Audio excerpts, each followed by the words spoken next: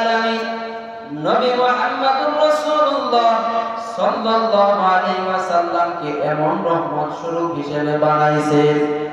নবী মুহাম্মদকে এত পরিমাণ রহমত হিসেবে আল্লাহ দুনিয়ার মধ্যে প্রেরণ করেছেন। অন্যান্য নবীর ক্ষেত্রে অন্যান্য নবীর বেলায় আল্লাহ রাব্বুল আলামিন এত পরিমাণ রহমত হিসেবে প্রেরণ করেন নাই যতটুকু রহমত হিসেবে নবী মুহাম্মদকে প্রেরণ করেছেন। আগে মুহাম্মদ মুস্তাফা সাল্লাল্লাহু আলাইহি ওয়াসাল্লাম দুনিয়ায় আসার আগে যে কোনো স্থানে নামাজ পড়লে নামাজ আদায় হইতো না, নির্দিষ্ট কোন নামাজের জায়গা ছিল। এখন নবী মুহাম্মদকে দুনিয়ায় পাঠানোর পর আল্লাহ রাব্বুল আলামিন সমস্ত জায়গা শুধু নাপাক জায়গা ব্যতীত যে জায়গায় বান্দা বান্দি সিজদা করবে আল্লাহ রাব্বুল আলামিন নবী মুহাম্মদের বরকতে সমস্ত জায়গায় সিজদা করলে শুধু নাপাক জায়গা ব্যতীত যে জায়গায় সিজদা করবে সেই জায়গাতে আল্লাহ রাব্বুল আলামিন নবীর বরকতে তার ইবাদতকে কবুল করিয়া নেবে।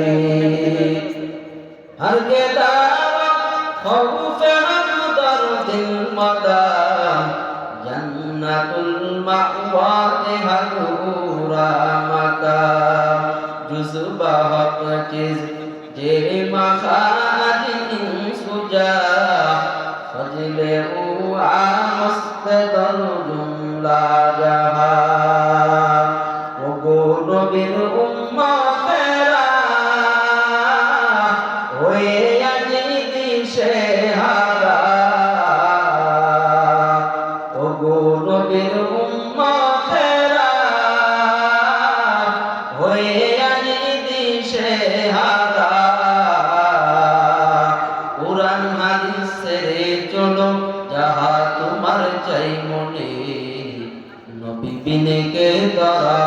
ফুলসিরাতো মিজানে নবী বিনে কে দরাবে ফুলসিরাতো মিজানে এমন একদিন নবী আমার পিতা মাতা নাই যে তাহার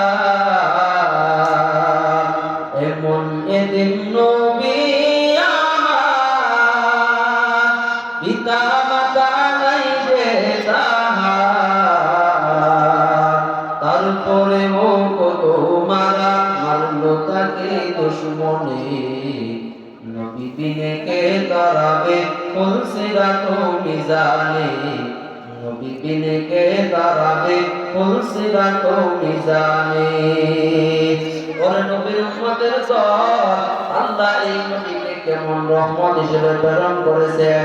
কোন ক্ষুধার্ত ব্যক্তি যদি 3 দিন 7 দিন 10 দিন ক্ষুধার্ত ব্যক্তি পর্যন্ত মায়া নবীর চেহারা দেখার সঙ্গে সঙ্গে তার 3 দিন 7 দিন 10 দিন ক্ষুধা চেহারা দেখার কারণে নিবারণ হইয়া গিয়াছে।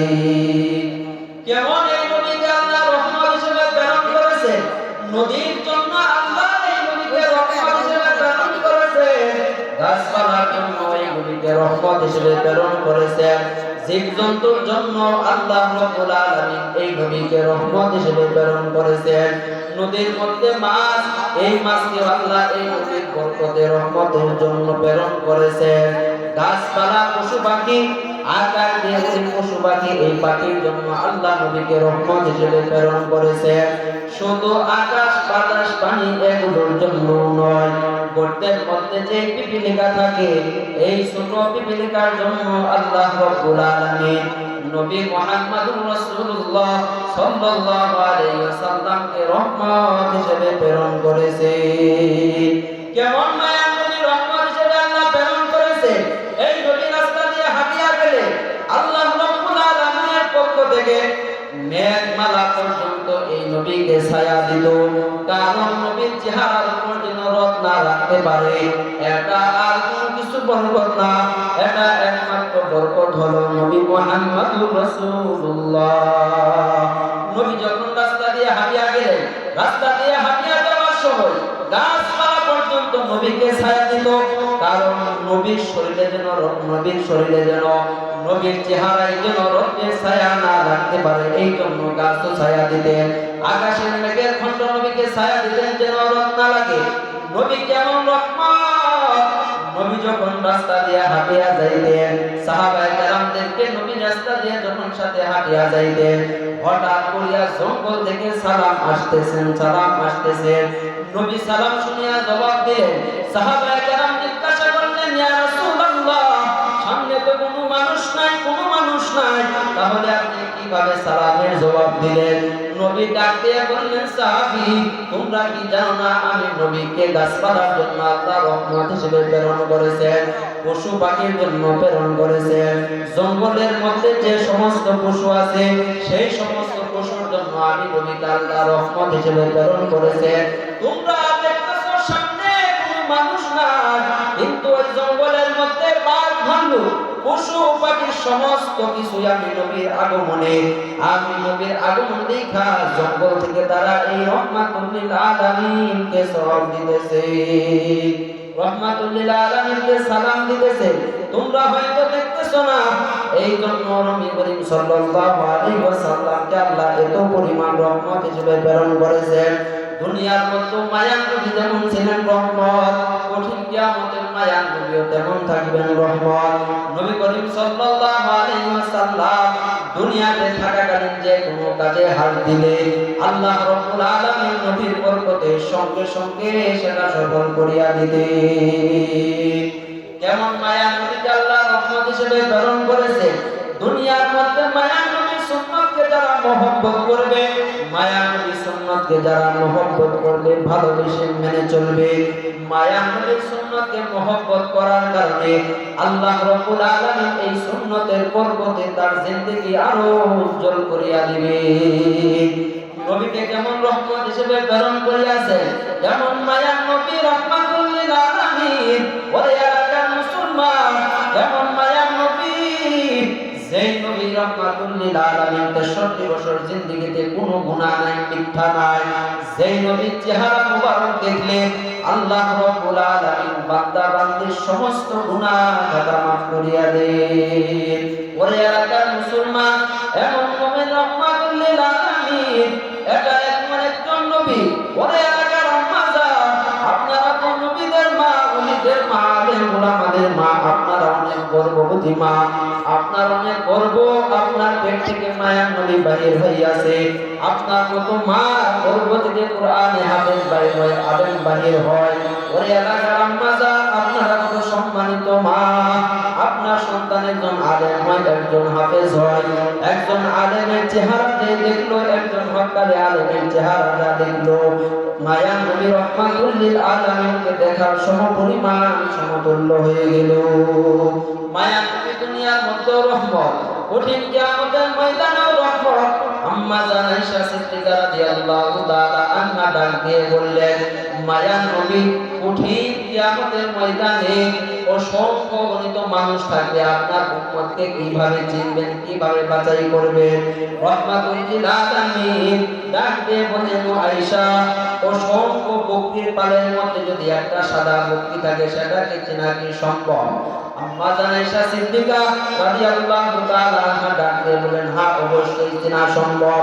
মায়ার নবী মা ডাক দিয়ে বলেন, আয়েশা, অসংখ্য গণিত কঠিন কিয়ামতের ময়দানে ঈসা নবীর উম্মত, মুসা নবীর উম্মত, আদম নবীর উম্মত, নূহ নবীর উম্মত, ইউসুফ নবীর উম্মত, ইব্রাহিম নবীর উম্মত, আদম আলাইহিস সালাতু ওয়াস সালামের উম্মত, সমস্ত নবীর উম্মত যখন একত্রিত হবে, আমার উম্মতগুলো তখন একত্রিত হবে।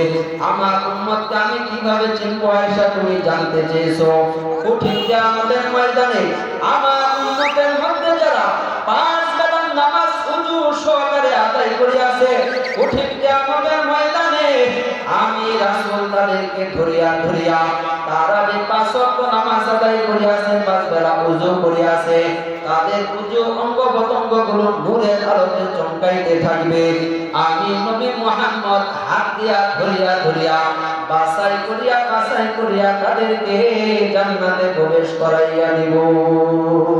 আর কেটা হউফে হকদর দিল মাদার, জান্নাতুল মাওয়াতে হাকুরা মাকাম, জুজবা হক চিজ যে মাখাতি সুজা, হজলে ও আমস্তে দর জুমলা জাহান। এমন একটি সিরাত মাহফিল, এমন একটি দ্বীনি মাহফিল আয়োজন করা হইয়াছে। আপনারা যদি এই মাহফিলে আসিয়া যান, এই মাহফিলের আলোচনা শুনে আল্লাহ রাব্বুল আলামিন হতে পারে আপনাদের সমস্ত গুনাহ মাফ করিয়া দিতে পারে।